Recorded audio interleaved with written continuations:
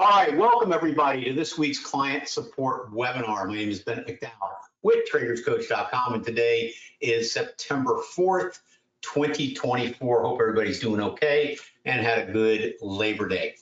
All right, before I get going, I have Jean here. Jean, any announcements? Well, as your sidekick, yes. Welcome everybody. Great to see James and Jerry from the Yummy Room here. So awesome. In the meantime, if everybody could just type in a quick message in the questions area, just a hello, that lets us know that the text message is working and you know how to use it. And that's where you can ask Bennett questions. Also, this session is geared towards your questions and supporting our clients. But we also have another session that is today. Once a month, we do it on the first Wednesday of every single month, and it's going to be on YouTube, and it starts at 7:30 p.m. Eastern. And that's 4:30 Pacific. So I think that's about it, Bennett. And good to see you, Faye. I see you up there. Hi, Faye, and Graham, and RJ, and of course, James and Jerry and the gang. I don't see anyone typing text messages, so I just want to make sure everybody knows where those are. That would be really helpful if you could give us a hello. All right, Bennett, I'm going to turn it over to you. Awesome, Jean, thanks. And isn't she a great sidekick? I think I'll keep her for a while. All right, let me go through some really quickly administrational stuff. I always have to start every webinar out with the risks involved in trading. Past performance doesn't guarantee future performance. Take a minute and read this if you could while I'm talking, and also realize that there is no guarantees in trading the markets. We deal in a realm of probabilities. So do keep that in mind. All right, so I'm going to come out of here, spare you with any commercials. Oh, one commercial I do want to spare you with, or not spare you with, is we have a lot of people doing the Apex prop trading, okay? Very popular. I do it. I love it. Okay, it's awesome way for you to trade the futures market and without risking your money. I mean, there are some rules and regs on that, and if I went over that last week, okay, but if you're a good trader and you focus primarily on scalping, you'll be just fine. If you're gonna do trend trading, more trend trading, make sure you get one of the larger accounts that have the leeway for a trailing drawdown, okay, because you're gonna need that when you swing trade the accounts. Another couple things is, we have a whole trading room dedicated to that type of trading using the ART software, so that may be of interest. I'm going to put right now a link up if you're interested in, they have a special going on using our code up there. So I put that in the chat area. So if you want to buy some subscriptions or additional ones right now, you can buy, I think, up to 20. And the idea is you can copy the trades over to any accounts you want in terms of, within the Apex community in your subscriptions. But anyway, that will give you quite a bit of money off. So be sure to use that if you're going to buy anything during your sale. All right, a couple questions. If you have any questions on that, feel free to type in, okay? And I will answer those.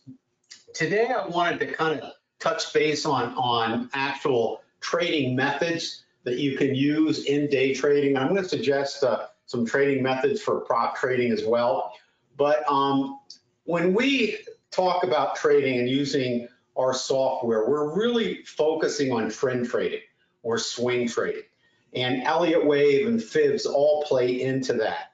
So that is one style of trading, but there is a whole nother style called price action. How many people know what price action means and what it is, and have they experienced it?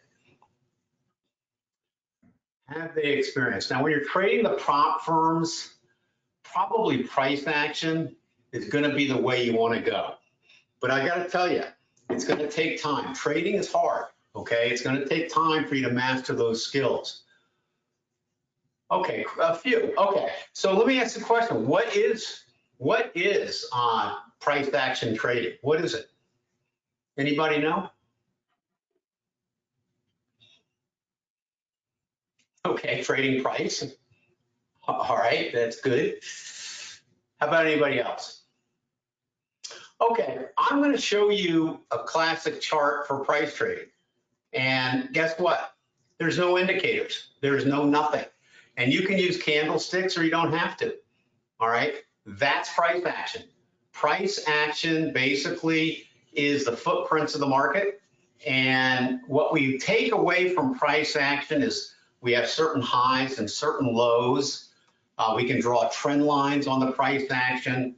But primarily, what people do that trade price action is they're usually, in most cases, either trading very short movements in the market or what we call scalping in the market. Has anybody done any of that type of trading? Anybody?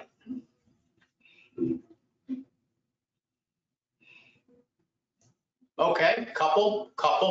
All right, so basically what we're doing here is, for example, when you have a big push up, like in this area here,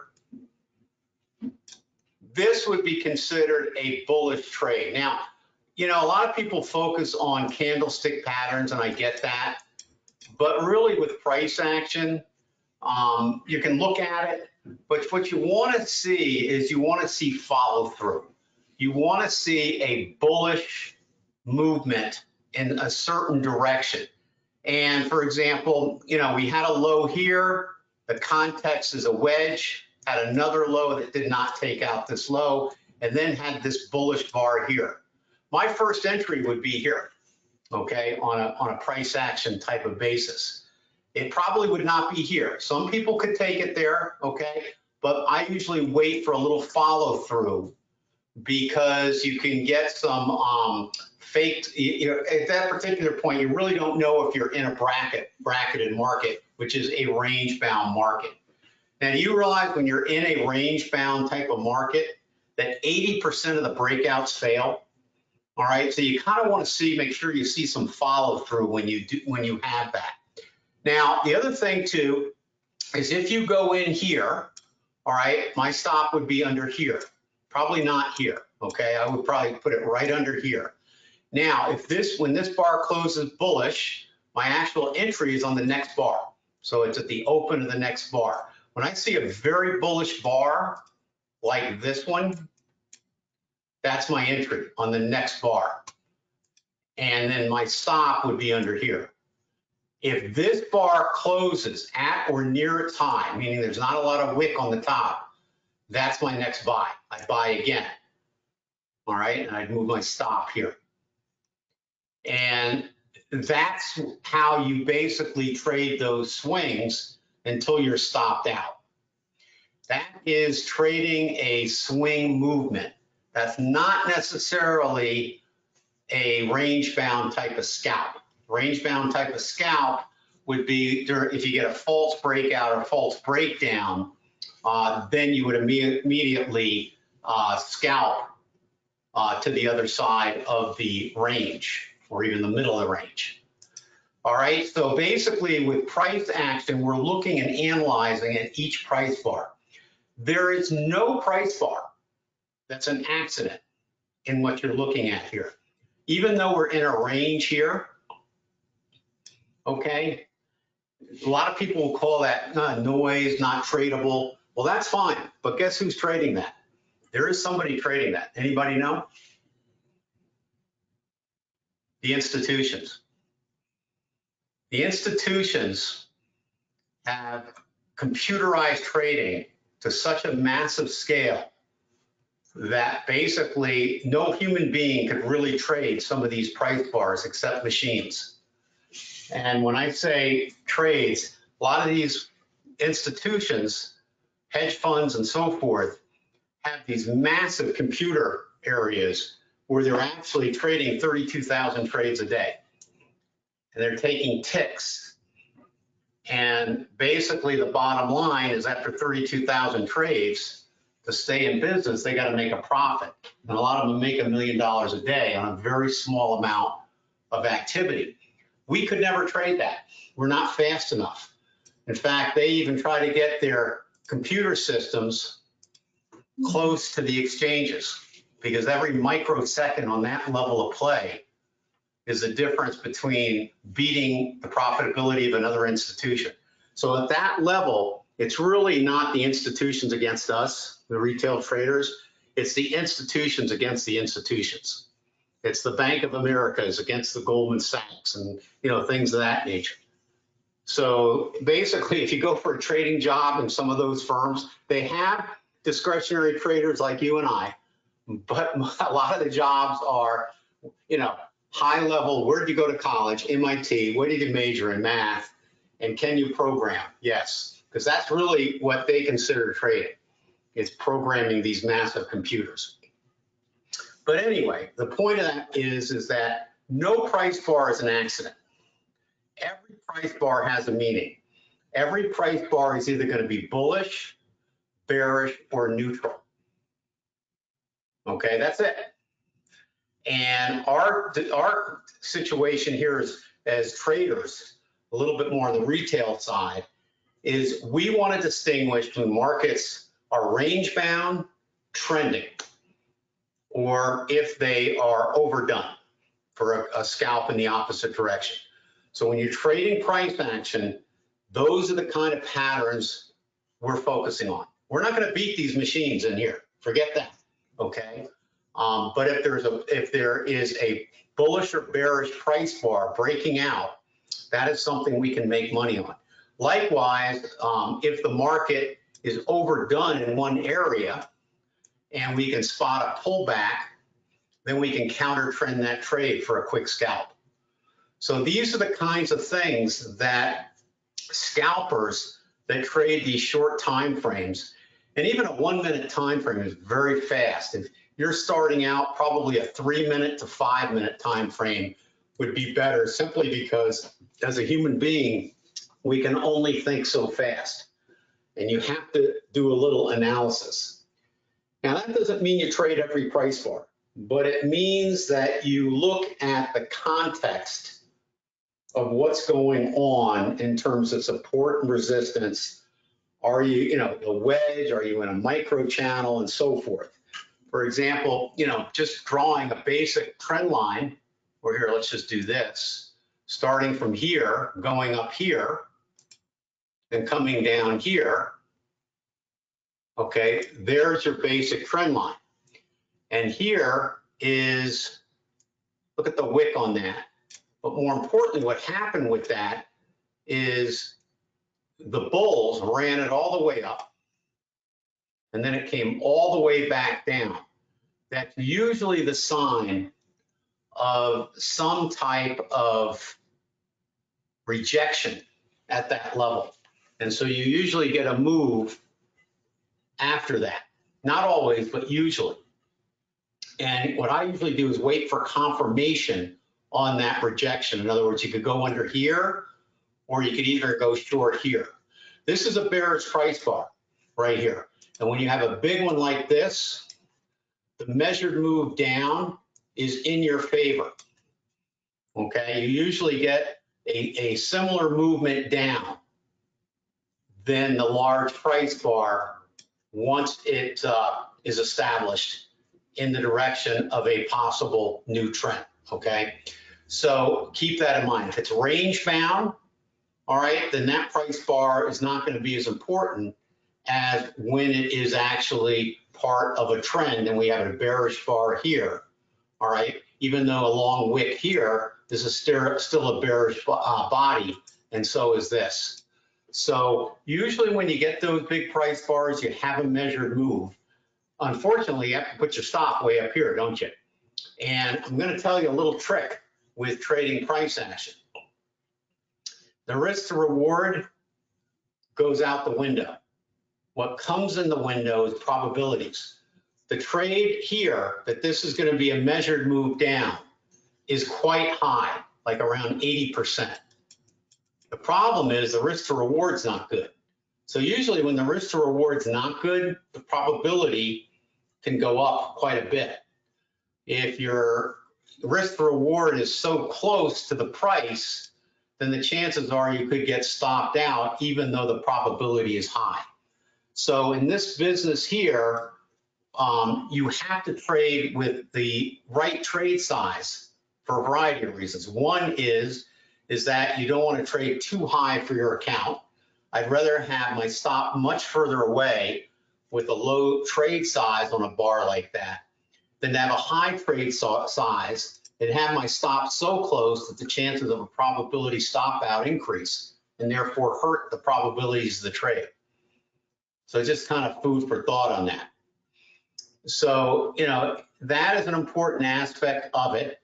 And the other thing that's important, especially when you are learning how to do this, is the simulated account is great, but here's where something like the Apex prop firms are great, because you'll get an evaluation account.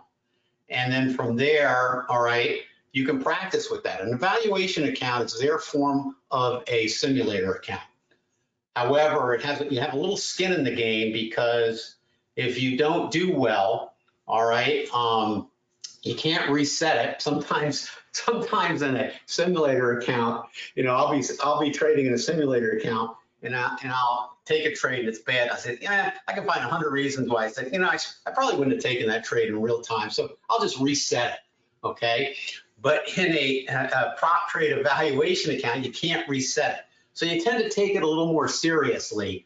And the idea behind that at that particular point is trade size becomes important, and you tend to take it more seriously. Now, with that said, you're going to find one very interesting thing with trading, especially this style of trading or any style. As soon as you care, you have a problem. So you can't care too much. Keep that in mind, all right? So when I trade these prop accounts, especially when starting out and learning, if you're starting out and learning, go to the micros, all right? Trade one contract and don't worry about making a fortune. Instead, worry about being profitable with one contract, which, you may make a bunch of trades during the day and you only may make $20. Okay, well, you're profitable, all right? So you obviously did something right. But if you're not profitable, then obviously you did something wrong, okay? So you need to kind of assess what happened, all right? So this way of trading is a very honest approach, in that there's no hiding and you're trading price action. So when people tell you, I trade price action, this is actually what they mean. They trade price action. Now, some people will add some indicators to this and that. I really think when you're trading price action, the less indicators you use, or none, is much better. All right, look at the price bar. Look at the context of what you're looking at.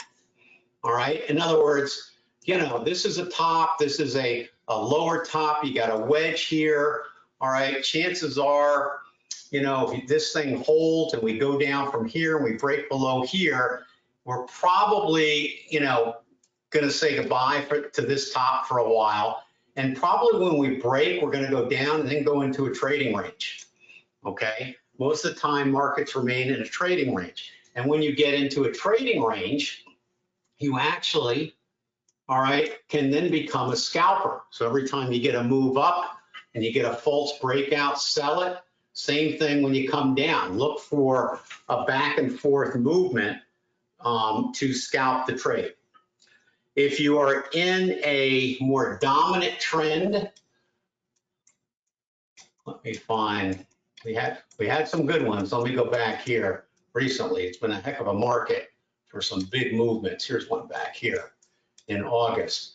But when you have a movement like this, if I can get it centered here, all right, that's a trend.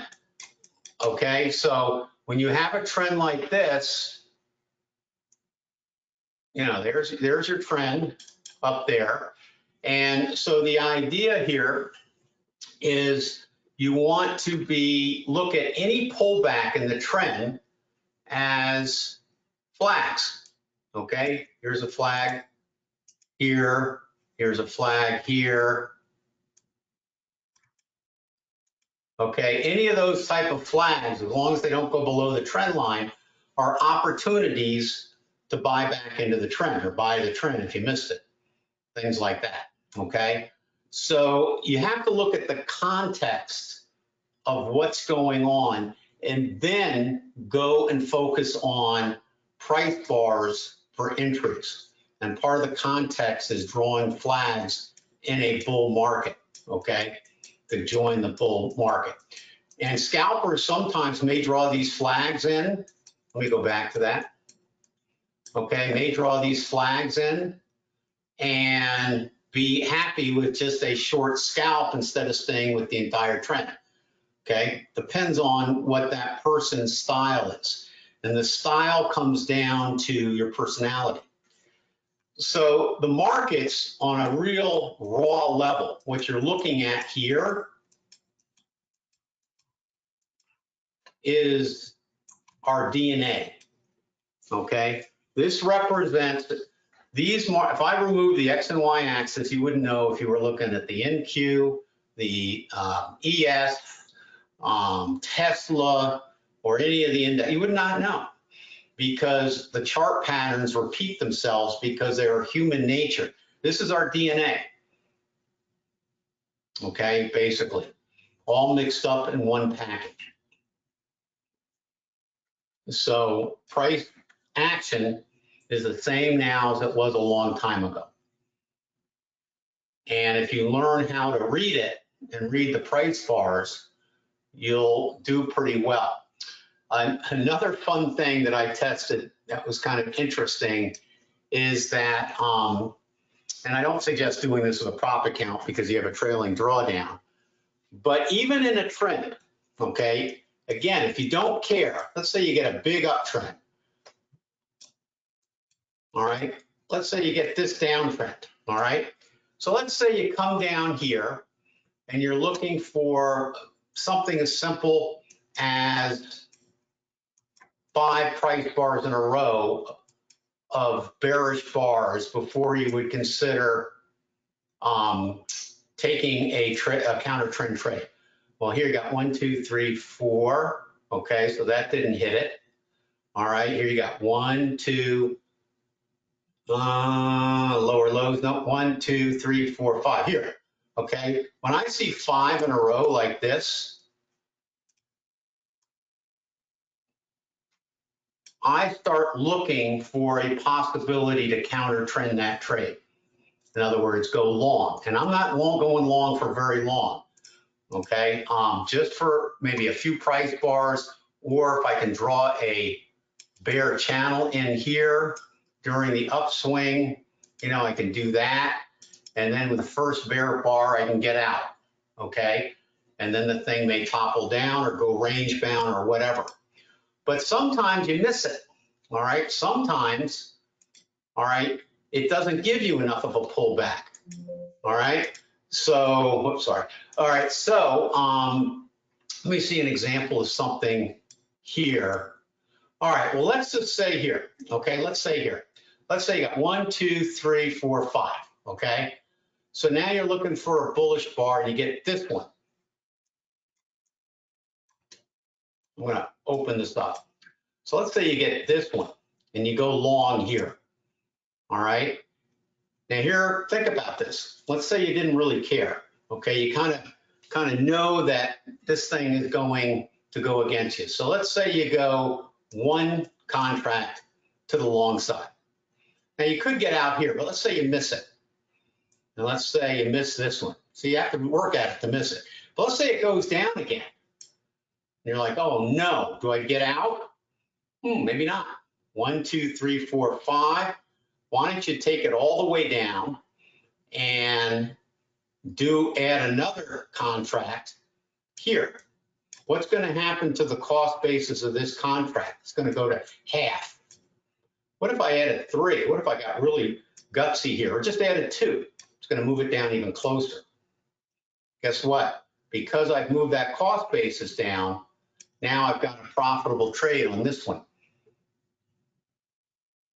A little fun test for you to do at home is take a trend that you think is a trend. Don't short it or don't go long on it, but instead try to take a counter trend. And if you miss it, keep adding on to the counter trend and add on. Now, if you had, let's say you had a $500,000 or $1 million account and you traded one contract or two contracts of the NQ, I'll bet you I would never have a losing trade because I could always add on to a point where no matter really how bad it gets intraday, not end of day, but intraday, I would not have enough drawdown on a large account for me to even be concerned about before the thing reverses and goes profitable. Try it. Try it in a simulator account. Try it during the day. Try it on a 1 minute time frame. And don't get stopped out. Just keep adding on. And eventually you'll be profitable because your cost basis will keep coming down to where current price is. And all it takes is a reversal and you're in the money. Okay, a lot of people do that with large accounts. You can't do that with a prop account because you have a trailing drawdown, right? You probably get nailed on the trailing drawdown. All right, but in any case, if you keep your trade size at an amount where you don't panic, you'll be okay. Because fear is your worst enemy in this stuff. Fear will always make you do something at the wrong time. Market's really good at finding those points too. All right, that's just a little skinny on price action. Again, I think what we may actually start doing is, I have a trading room where I use the ART software for swing trades during the intraday. And by the way, we're really successful there. But I think what we're going to do is maybe in the coming months, got to figure out my schedule, add a couple days a week where we trade nothing but price action. Basically no indicators, nothing, just price action. Okay, and for those interested in learning how to do that. All right, any questions on this? Did you like this? Kind of interesting, huh? Fun. And a lot of people that start out with this will tend to overtrade, but overtrading is relative. Professional traders that can trade short time frames may make 40 trades a day, which to some people may seem excessive. To other people, it may not. And the bottom line is, are you profitable? Some people have personalities where they like to, they're very disciplined but compulsive at the same time. So they like to keep busy. All right, I kind of fall into that category. So I tend to trade quite a bit for small little profits. Other people don't like that. Other people, it's too much work. They'd rather, just trade a little bit less. But you can still trade price action according to your personality. Either change the time frame or be more strict on the setup. All right, well, that's all I got today. All right, I don't see more questions coming in. I'll hang for a minute in case anybody wants to come in with anything. But in the meantime, I'm gonna do a market analysis at about an hour, I guess, from now. And I'm gonna go over the markets as they seem to be coming down a little bit. We're gonna take a look at those and see what's cooking. A lot of stocks are still looking pretty good. Tesla looks pretty good to me for a long trade. So there's a lot of markets still moving to the upside. All right, well, listen, I want to thank everybody for coming. Jean, any last minute words of wisdom from you? Actually, yes. And James, I just got a text from you. So that's good news. So Ben, James and I have been doing some troubleshooting, and he was sending us messages, but we weren't getting them. So finally we got one from him. So I'm going to continue troubleshooting with him. So in other words, there may be a GoToWebinar issue. Oh, really? Mm-hmm. Can you see the questions okay on your end? No, no, and he sent me a screenshot on his phone, and that's why. So I talked to a couple of other folks as well, and the only way I could get messages was through them to me privately. Really? Interesting. Faye sent me a message, and Graham, and Okay, so Yes, I am seeing, James, I think you sent me 3 messages. I see it right this second. They just came finally, yep. a minute ago. Says, are you able to see text here, Gene? And I can. Then it says message. And then it says sent it in questions area instead. Instead of. So I see in the questions area 3 messages. I guess maybe, is that you, Gene? So it has Answering? to, that has to be, so James, maybe what we have to do is have everybody send it in the questions area. Well, that is where you send it, right? Yeah, but I think people may have been sending it in a chat area. Maybe there's 2 Oh, areas on the user's end. I'm not sure. I'll have to log in as a user and see. But James, you're the best. Thank you so much. okay. All right. And what problem is James having? Oh, he's not having a problem. He was just participating.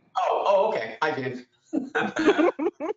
He's just participating. But what's interesting is, so James, James is laughing. So on our end, James, so on the presenter side or the organizer side, what we see is I see like question marks and little things popping up next to the people that are in the room. And then I don't see any questions. So that's the confusion. I have to figure out Okay, let how me to stop help. you there, Gene, for a minute. All Mhm. right, hold on a second. Now, you're logged in as an organizer. So Okay. you should have, there should be a little window in the admin panel called questions. Do you not see Which I that? have. No, I have that. It's open, and I see James's questions. Okay, so that's where we as administrators can see their questions. Correct. Okay. Amundo. Okay, so that they can't see that though, but they should be able to type it. So when I've had 3 or 4 of our other folks that are in the room right now, when they sent me a private message to me alone, it did show up in the chat area. Well, it would, but they're contacting you through the chat, not through the question, I think. Right. Right. So I guess James, would you agree that the distinction is that it has to go through the questions Right, field? right. That's a given. Yeah, All righty. Very good. that's the way it's always worked. Okay. Okay, cool. All right. All right. Well, everybody, thank you so much. Hopefully I'll see you guys in about an hour at the market update. Hope everybody's doing good out there. All right. Okay, James, good to have you here. I haven't talked to you in a while as well. All right. So thank you. Hopefully you found this helpful. And we'll see you next week, everybody. Thank you. Bye-bye now. Bye, everybody.